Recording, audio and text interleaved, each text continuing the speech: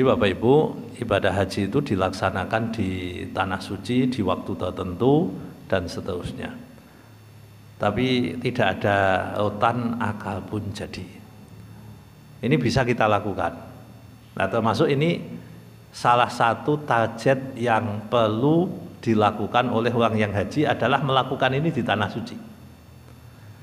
Rasulullah menyampaikan, barang siapa yang sholat subuh berjamaah dilanjutkan dengan dzikir sampai matahari terbit, lalu dia sholat sunnah 2 rakaat, maka dia diberi pahala seperti haji umrah sempurna. Nah, itu amalan yang bisa dilakukan bagi orang yang tidak berhaji atau tidak sedang berhaji atau tidak mampu melaksanakan ibadah haji atau sudah haji tapi pengen mendapatkan kemuliaan kembali. Jadi ada ibadah yang dihitung nilainya sebagaimana ibadah haji umrah sempurna. Itu caranya. Teknisnya begini, umpamanya besok pagi panjenengan sholat subuh jamaah di masjid ini. Sholat subuhnya jam berapa? 4.27 ya? 4.27, 4.28? 4.28, oke.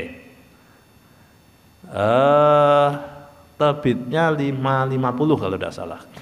Tadi pagi 5.50 kalau tidak salah. Atau 4 berapa ini di sini? Jadwalnya beda-beda soalnya. Sini berapa? Oh, tidak ada. Kita ini 5.50. Lah kula wajib kan ngaji. Wong kula nek ngaji ngenteni matit ngono kok. Wajib niku kan kula ngaji tengah taufik kan tit ngono. Berarti anggap niku mandek kula terus sebentar lagi selesai ngajinya. Nah, sesudah itu sholat sunnah. Cuma kan sholat sunnah waktu matahari terbit kan tidak boleh. Nunggu matahari berjalan setumbak kira-kira 16 menit. Kira-kira 16 menit, ya tidak pakem lah 16 menit, tapi kira-kira 16 menit, 10 ya boleh lah, 20 ya tidak apa-apa. Kira-kira 16 menit, lalu sholat sunnah 2 rakaat, maka nilainya seperti haji dan umrah sempurna. Lah nek kuwi dilakoni ning Masjidil Haram ping 1.000.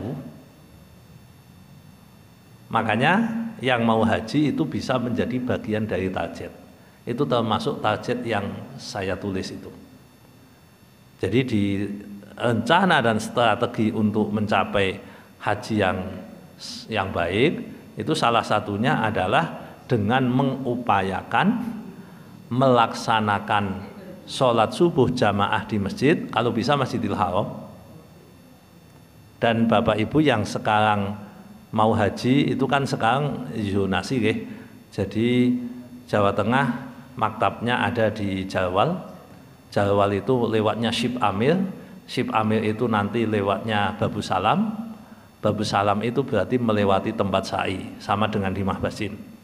Nah, di tempat sa'i, kalau di tempat sa'i ono sebagian sing seneng sholat ning tempat sa'i. Padahal ingat, tempat sa'i bukan masjid. Tempat sa'i bukan masjid. Makanya di tempat sa'i orang haid boleh duduk di situ. Karena tempat sa'i bukan masjid.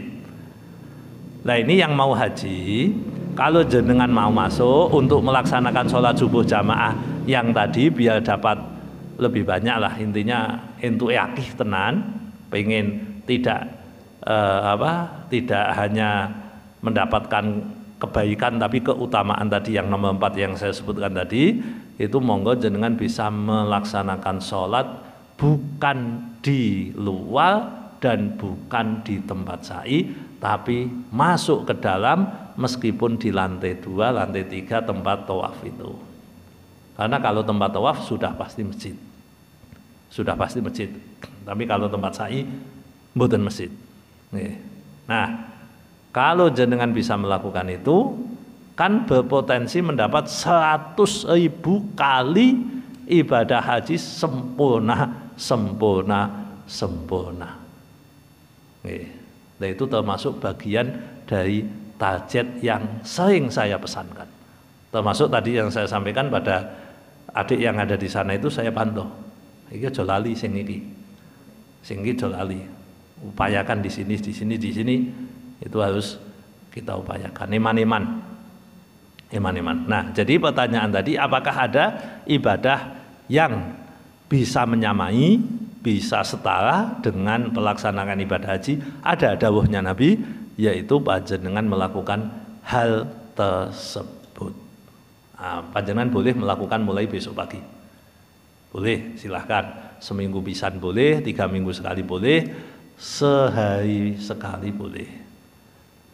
Wah, kula sibuk, kula repot, ya seminggu sepisan. Tasih repot Pak, sesasi pisan. Tasih repot, ya wis rasah lakoni. Kan enak to, repot kok dilakoni. Ngapain? Kan kula jenengan berarti rapate ikhlas. Nek ikhlas lakonono, tapi nek mboten ikhlas ora usah. Wong niku ibadah sunnah, tapi sebaiknya dilakoni. Alhamdulillah kula pun nglakoni bolak-balik. Wong kula ben subuh ngaji, dadi insyaallah kula niati ngoten. Kula niati pokoknya sebisa mungkin saya ngaji subuh, sholat subuhnya di tempat di mana saya ngaji. Sebisa mungkin. Walaupun kadang ada udzur, wah iki gagal iki. Kenapa gagalnya biasanya? Harus ke belakang, itu yang masalah.